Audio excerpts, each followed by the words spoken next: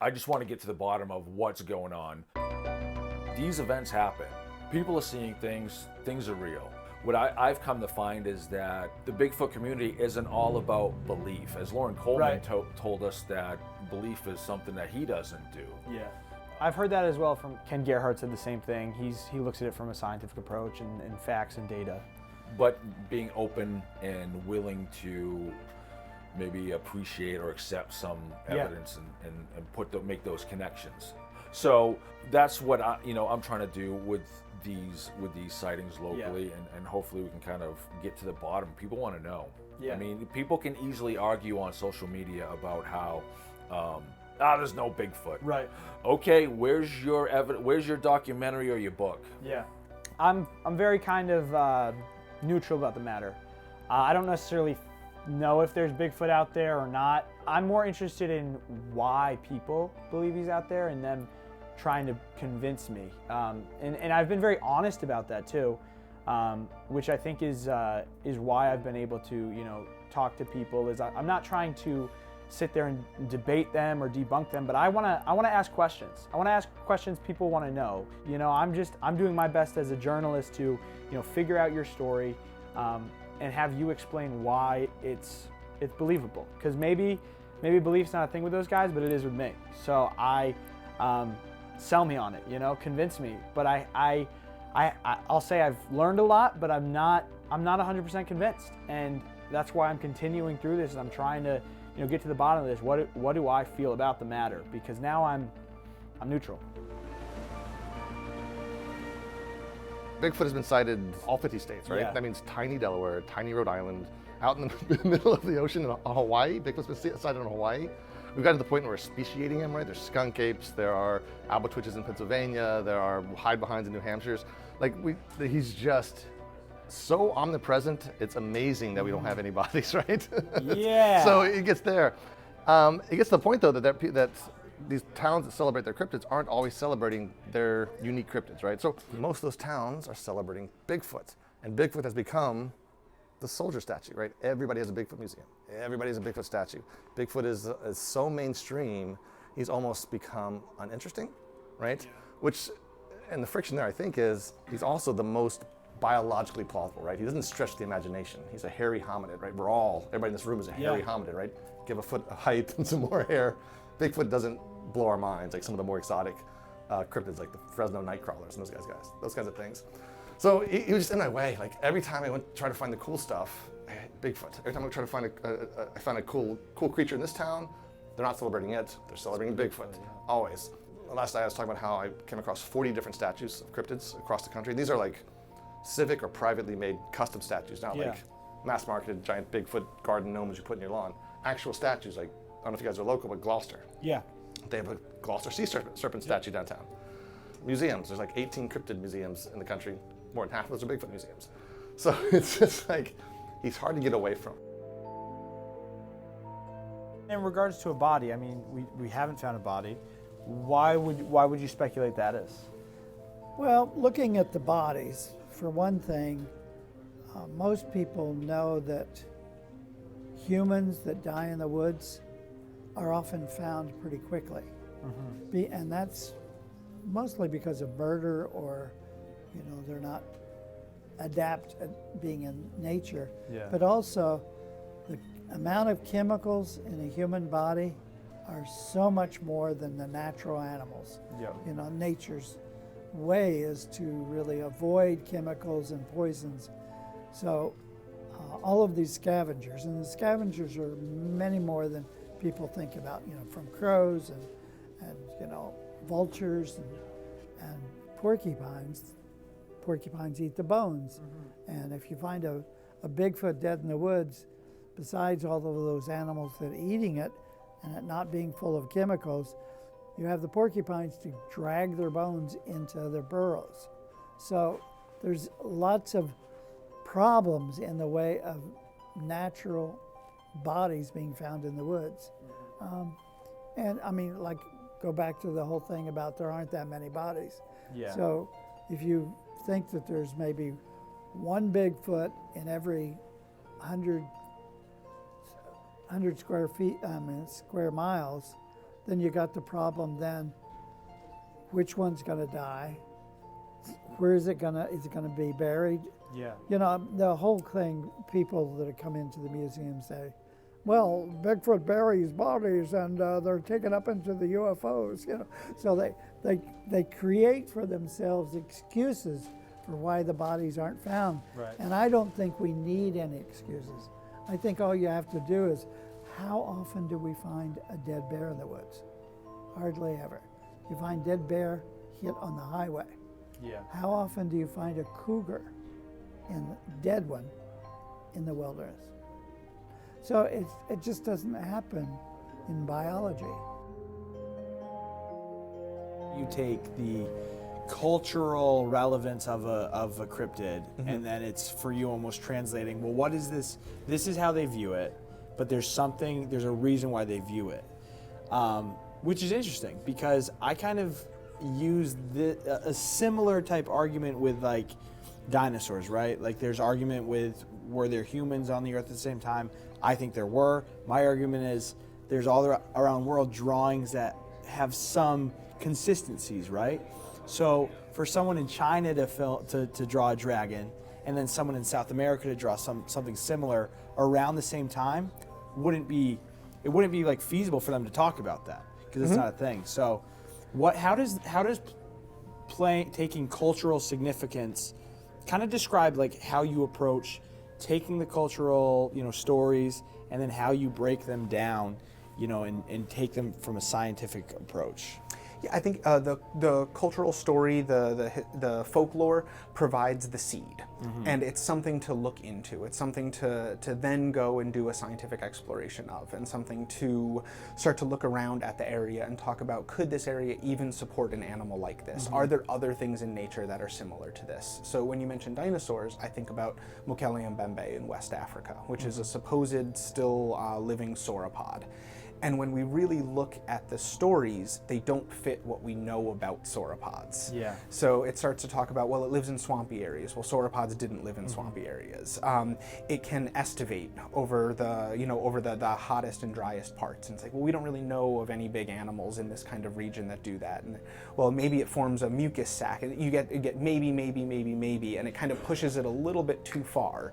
But that cultural story, that folklore, gets you in to do the investigation, and then you do start to find some really cool things. So in that instance, Mokele Mbembe is a really valuable story for the local people there as a means of staying safe.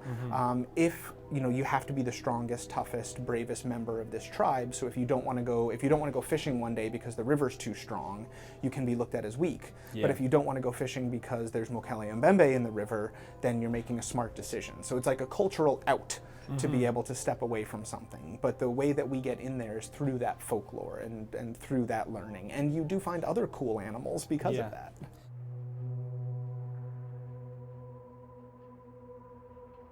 The only Henniker on Earth was definitely a wild ride for a couple days in this Bigfoot community. I don't know if it's like this anywhere else or if anybody else has had this experience in it. Yeah. But it really was adrenaline-filled, drama-filled, and kind of a whirlwind. I remember after it happened, we'll talk about definitely what had happened, but for a few days, I was kind of like laying low for a week, trying to recover, because it was just a lot of stuff going on.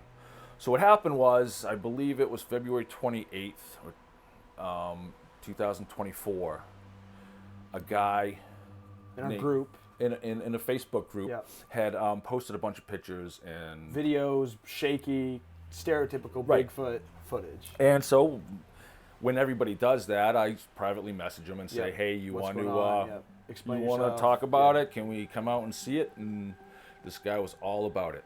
So we're like, okay, great, let's switch gears, because we had planned with Richard Brault in Massachusetts. We planned an outing here locally in Bear Brook State Park with Kelly Porter, New Hampshire Bigfoot Society. We're going to try to put a production crew together and just get to know him, work together, just to get outside, get out in the woods. So when this broke, as this was developing, we decided to, hey, let's come over here on Sunday instead. We'll Yeah. go run through the woods with this guy. He seems to have a story to tell, and Right. we'll figure it out. Well, in the meantime, Matt Moneymaker from the BFRO had gotten He got word. He got word, and I guess the guy was putting footage on his All over the place. His own on his Facebook, group. sharing it with people. Yeah. and he was definitely looking for the attention. Right. And so then it became kind of a race between who could get there first and talk to this guy. And it was fun. I Yeah. mean, for us, it was just, hey, some guys. It was a bit of a thrill. Well, it was literally exciting. 20 minutes down the road from Yeah. where I was from Concord. Henniker's not far at all. And, hey, I can go over there right now, check it out, talk to the guy, and, Yeah. break the ice and say, hey, let us come over and play Right. Bigfoot with you in the Yeah. woods. But it became very, very competitive really Yeah. quickly. Yeah. It got to the point where Richie B, was trying to work the client, if you will. That's how he referred to him. Right. Just to try to get him to let us to go down there. He was just trying to set up that date for us while Kelly Porter was looking over evidence and trying to research as much digital Google Earth footage as that he could of the area. They And- created this whole dramatic group, Squatchwoods Law. It was treated like it was an FBI case, when the reality is all you had to do was call the guy, let's go look at it, and tell us. That's kind of what happened, right? So I flew over there to get a lay of the land and check it out. And I documented as much as I could. And Kelly ended up meeting me over there because he was available. close, yep. Yep. And so the guy Sean had decided to come out and show us around. And as he showed us around, the evidence and stuff that he was showing was definitely questionable. A lot of things were obviously not what he had kind of depicted. Some of his descriptions were definitely off. And I could see him kind of changing mid-sentence some of the things, as well as he told us, literally right as clear as day, there's Bigfoot. Yeah. There it is. There's Bigfoot. And there was nothing. We had it covered. Without drone footage, we were short on drones. We were short on extra cameramen. We were short on just knowing what we were getting into. We had very little time to kind of even look at satellite footage, stock satellite footage, to kind of get a layout of what it was. So we were a little disoriented. So when we got out there, Kelly and I had to talk over the phone and orient ourselves with common landmarks. And we did get a little bit of video. It's not the best, but there's enough audio to tell a story. And I hope that when I finish putting that together, because there's a lot of subtitles, because there's a lot of bad audio where you just it's part of the conversation, but you can't hear it. You can't hear it. So I can't wait to get that put together and kind of talk with Kelly about that. Absolutely. And after we did that, actually, that day, it was no harm, no foul. It was just a fun thing. It got dark and it was a rainy day. We had limited time. We find out the next day that this guy was getting harassed, allegedly harassed by Matt Moneymaker. The guy was reporting that there was black vans and black cars circling his house, and he gave us the impression that he was going to have to arm himself and protect himself in his neighborhood from the BFRO. Yeah, and there's videos of him loading a pistol and Yeah, that was actually some evidence that Kelly Porter had sent me. He's like, look, this Was guy. Kelly with him? No. It was just a video he sent. So yeah, It's in his evidently buddy or that something. video with him and the gun, and it was some of the evidence that he was posting all over, the internet. It looked like him and his buddy were trying to make their own Bigfoot movie, whatever it was. They were looking for their 15 minutes of fame. Yeah. Yep. And it's debatable whether, they got the attention, obviously, of Matt Moneymaker and us, and now we're even talking about it. This is probably his 15 minutes right here. This is the most views he'll get. This is literally his 15 minutes, because I don't think Steve Culls, who, he didn't really care about it. So to tell the rest of the story, we heard that Matt Moneymaker was out to get us. We were rogue, and he was going to put us out, and he was going to stomp on us, and our name was pretty much dirt in the community. But we're movers and shakers in the industry, so. Well, first of all, just as being a local New Hampshire guy, that's very like hard for me to take. Yeah. I know these communities. I've worked landscaping in all in southern New Hampshire. These are my people.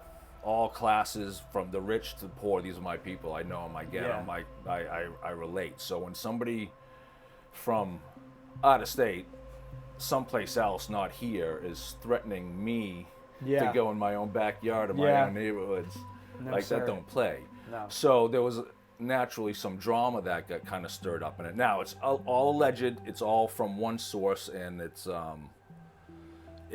not. Some of the stuff that was being said was through this individual, Sean, who's the one. So what's the validity behind it? Right, yeah. It's a So legend. we're wondering if he was playing us. And according to Richard Baralt later on, he was disinterested in us after a while. He thought we were a little too harsh, which is kind of weird because we would just... Well, it's because you were calling him out on his lies, pretty much. I think that's probably what it was. We were like... The first time you went out with him, that's probably why. That's from my point of view why Sunday got canceled, was because you had already gone out with them. You weren't, from the footage I've already seen, you weren't taking anything he said as literal, because the guy was claiming to see Bigfoot. Well, you have eyes on the exact same thing. Kelly has eyes on the same thing. It's clearly not Bigfoot. Right. And so I think as soon as you're like, nah, bro, he was like, all right, they're not buying my story. Yeah. And so it's time to flip and go with someone else. I think that's what it was. Because then Steve Culls went out there with Alexander Petikoff and Crystal Panic, who were representing the BFRO. And it seemed like the initial, whether it was intentional, was it suggestive of the group, was to try to block them. And it was very hard to kind of play a fair game, be honest in the community, and not get wrapped up into some of the drama. I was getting stuff from all different directions, people telling me block them, don't give them any information, and then even, you know, other people who I endeared closely was like, okay, just don't rush to judgment. Remember where this is all. And Kelly was like that. He's like, hey, look where this is coming from. Right. Well, he was saying there was like, oh, there's all these SUVs, blacked out SUVs and vans driving by, like acting like this was some like big FBI scene, and he had found the concrete evidence. Like he's acting like a Marvel squad of people are showing up, guns strapped. Like we're expecting like Blackhawks and guys rappelling out of Blackhawks to come down to save this Bigfoot, right? We had. I think that's at the end of the day what we realized. It was there's just way too many hands in the pot. Like we don't need to be like, if you're not in New Hampshire, if it's a case that's not in New Hampshire, don't worry about it. Right. Let the people in New Hampshire worry about it. Well, I think too that's where we've kind of patched things up with the BFRO, or at least, you know, I talked to Steve Culls. I went on his podcast and we kind of talked about it a little bit. I'm pretty straight up. Hey, I'm new to this. I'm not trying to be the guy that knows everything. Yeah. But I can put puzzles together. I can put people together, and that's what we've been doing. Yeah. I can network. I can communicate. I'm not stupid. I know my plants. I know my wildlife. So when someone tells me there's berries growing in the spring, because Bigfoot's eating berries in the spring, I'm like, okay, what? Not even the spring, too. It's February. Berries don't grow in the spring. They're late summer. The flowers come in the spring, and we're in February. Any berries that are left are literally going to be multiflora rose hips that nothing eats because they're invasive and they're just... So when I don't like being, you know, brought out to the woods and say, that's a Bigfoot. Yeah. What? Where? Where's Stumpfoot. where? What did Kelly call it? Stump Squatch. Stump Squatch, Yep.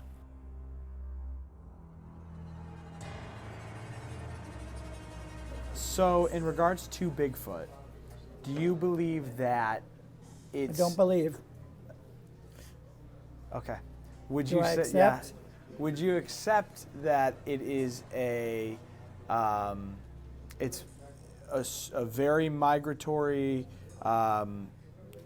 creature that is moving all through the country, or would you accept more the idea that it is something that is regional and there's maybe a little bit of migration, but for the most part there's maybe there's a species in Florida, a species here in New England, maybe out west. What would you I say think about that? there's not enough evidence for most people's conclusions in this field. There's lots of regional names. There's lots of native names. You can't start chopping up into species level Yeah. these different Bigfoot. I mean, it was enough of a sort of scientific acknowledgement that Sasquatch was a historical name in Canada, Yeah. and Bigfoot started later here in the U.S. But now we have people investigating so deeply, they come up with the 400 tribal names, or they, do Bigfoot here and Booger there, and Swamp Ape, all southern names that may just be the same thing. You have to really look at the physical characteristics, the behavior that we know about, but we don't have to trust that, because I know, looking at some of the Florida researchers, in recent years, Bigfoot is always 8 feet, 7 feet tall. Where do they get that? Copycatting the West. I know from being in the field so long that I got cases from the South that are 6 feet, 4 feet, 3 feet tall, that are more chimpanzee-like, that have feet that look like this, like your hand with a toe out to the side. They aren't Bigfoot shaped.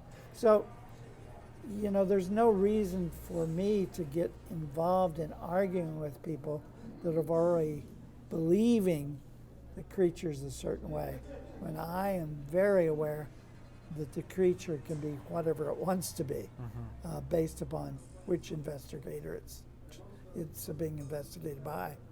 In general, so I think sometimes you hear like statistics that people will bring up, or speculations, I should say, not statistics, but speculations of what people will say. Oh, I speculate there's 5,000 Bigfoot across the northern, and cryptids in general. How do you come up with speculated guess? What are some? Just kidding. Yeah, like what are some things that, like, maybe if you're talking about a specific cryptid that lives in the ocean, and you're saying, okay,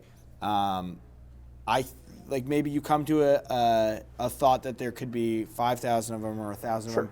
What are some ways you come to some of these understandings when you're studying cryptids? You're just doing comparative zoology. You're really you're making an assumption that it's similar to another creature, and then you're looking at what the populations of that animal is in order to be sustainable. So you're looking at it compared to a known species. Okay. So if we're taking hominids, we look at orangutans, we look at gorillas, we look at gibbons, we look at chimps, Right. and we're saying, okay, we know that they can sustain a population based on X, Y, and Z, and then you extrapolate and say, for this animal, it has the same pressures, it has the same successes, it has the same failures, it has the same reproductive rate, we're assuming. It would be very unusual to have a hominid that had litters of children, for instance, or that reproduced every year for an extended period of time. So we can assume smaller numbers. So you just take all of that data, and it's really just comparative zoology at that point. But it's a best guesstimate.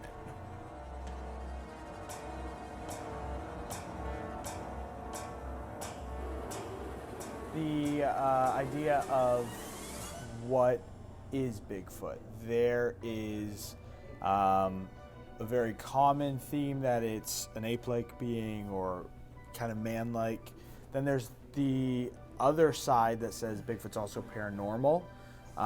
Where do you fall in where you would kind of subscribe to their idea the most? Well, I've been very clear. The Cryptozoology Museum is interested in biology, anthropology. There's enough of those ghost hunters, paranormal people out there. If they want to pursue that avenue, go for it. I'm interested in solid evidence, fecal material, DNA, plaster cast footprints. It shows me that there's a biological species there. Within the field of Bigfoot research, I rejected a long time ago that Gigantopithecus, which was a giant orangutan-like creature, 9, 10 feet Those in tall. Southeast Asia, correct? Southeast Asia, India, and the Himalayas. Yep. That really didn't apply to Bigfoot over here, even though Grover Krantz and Jeff Meldrum, early Jeff Meldrum, thought that all Bigfoot was Gigantopithecus.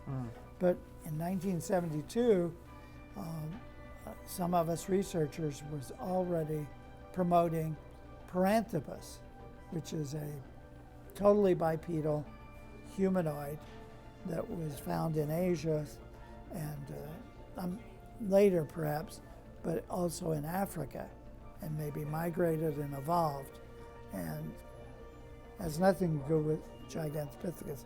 Gigantopithecus makes the perfect candidate at most museums because you can get a skull that's this big, and people say, well, that's got to be Bigfoot. Yeah. That's not really proven theory.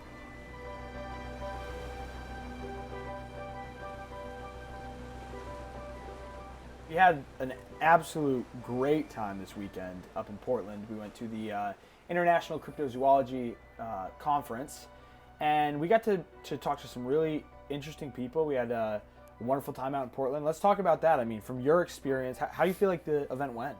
So first of all, I was pumped to go to Portland because Yeah. of all the networking we did. We'd already kind of crossed paths again with Steve Culls multiple Yep. times in New York, so we kind of built that. But there was a whole group in Maine that was there, and they're very present in the Bigfoot community. Yeah. Loren Coleman Yep. with his museum and all the work that he's done, and Mike Vogel and his partners up at Maine Bigfoot Foundation. Yep. Very opening, very welcoming, very cool. It was like a whole new door. Yeah. And, Lauren's a rock star. He's a rock star up there. He's the guy. It was good to kind of bump and, rub elbows with him a bit and get to meet him and talk to him and sit down. And that was pretty cool. And as far as the Maine Bigfoot Foundation, they offered some cross-training opportunity for us in New Hampshire, who's really trying to get it going. We have a lot of people, and before I want to, bring people out, and I need to hone some skills too. But that's what I suggest, and that's what we're going to work on here locally, is working on those skills. Making sure everyone knows how to land nav and basic survival. Yeah. So if you're going out in the woods, I don't want people that are literally shouldn't be out in the woods being part of a project. Right. Because some of this stuff's going to be intense, and it depends on that's at least what we're looking to, going on like trips and tour. So they offered some training, which will be great because I want to know what to look for. Yeah. I want to know. We did our best when Kelly and I showed up to Henniker. We literally just acknowledged everything we saw, and we noted it so that everything that we saw, whether it was plant species, whether it was the type of soil, to grade and pitch. I work outdoors. Kelly's Yeah. an outdoor. We work dirt. We work land. We know it. Yep. So it's good to be able to work with somebody who can explain terrain the right way, or at least the way you can communicate with. If you go out into the woods with somebody who's less experienced, they're like, well, I'm by this little hill, by this little creek. Well, I need more explanation. I need more detail. And there's plants too. People that don't know plants, it's hard to kind of understand what they're looking at if they don't understand tree species. So you got certain things like structures. Not to get off topic about Maine, but I think this goes to the, getting to Maine to train and practice and learn. And they've opened a door for us. So that's what was cool with that. How do you feel about how technology could possibly hinder the space? Yeah, so the way it will, or the way it has, is getting in the way, right? So it's probably a better example in ufology, right? Where right now, because of drones, you literally can't trust anything you see in the sky. Like drones are small, fast. They do all the things. Back in the day, you'd prove it's a UFO by saying the thing zigzag like this. Planes don't move like that, right? Yeah. Drones can do that. Drones can arrange themselves into giant dragons across the sky, right? These days. So nowadays, the poor ufologist, man, I would not want to be one, because it's impossible for you to be like, oh, like I saw a blinking light in the outline of a triangle. Yeah, you know who can do that? Drones. Yeah.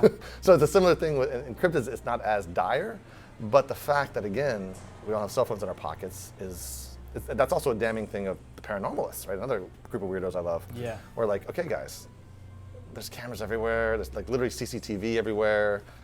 Where are they? Where are these ghosts? So cryptids are a little bit safe. They're a little bit safe from that because they're a little bit more primitive, right? They're out in the middle of forests. They are out of cell phone range. They're on top of mountains, right? So they are a little bit more protected from technology. But maybe messing the them up. community, I should say. The community. Yeah, how could it hinder? Because, okay, so you mentioned puckwudgies, right? It's funny because, like, yeah, I didn't know what they were, but then all of a sudden my like TikTok feed was filled with like this weird AI creature that's like, have you seen those? Yes, I where it's have, like, where are the puckwudgies in Massachusetts? It's like really like uncomfortable, like children's voices, and I'm like, get this off my feed. I don't want to know anything about a puckwudgie after this. Yeah, no, yeah. I always joked with the technologies. I always joked that the reason why the golden age of cryptids was 50s to 70s was because people were bored, right? So if you heard about a monster in the woods, you go get a hunting party or throw a party. You do one of those two things. These days, if I hear about something, as much as I'm interested in the topic, sometimes I keep scrolling. Yeah. Or I follow Twitter for a while, then I get off on another tangent. So the massive information coming at us, even if you siphon out all non-cryptid information, is too much. Too much. And especially for a field of unseen creatures, you see in them a lot, and that's a good point. I've never thought about that until you said that. But unseen creatures being seen too much is a problem. I think it ruins the lore of it, right? Like there's a reason people are so interested in things that we have no proof of, right? It's just, I think it's the mystery. It's that idea of just the unknown in general is just very intriguing.